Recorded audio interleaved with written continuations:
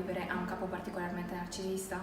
Quel tipo di capo che si crede il padrone del mondo e voi, umili sottoposti, dovete solamente stare sotto la sua sudditanza.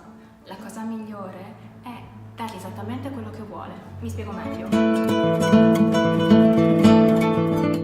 Se questa persona ha bisogno di far crescere in modo così esponenziale il proprio ego, perché non pomparlo proprio su quegli aspetti che non sono di sua competenza? Sì, hai decisamente ragione a fare questa cosa e sono sicura che troverai il modo migliore per occuparti anche del resto. Scaricate quindi le vostre responsabilità, perché se c'è qualcuno che si ritiene più in grado di voi, che ne sa sempre un pochino in più, sarà sicuramente in grado di gestire anche le grane conseguenti. Prendetela sempre sgaia e ricordatevi, si può sopravvivere anche al capo narcisista.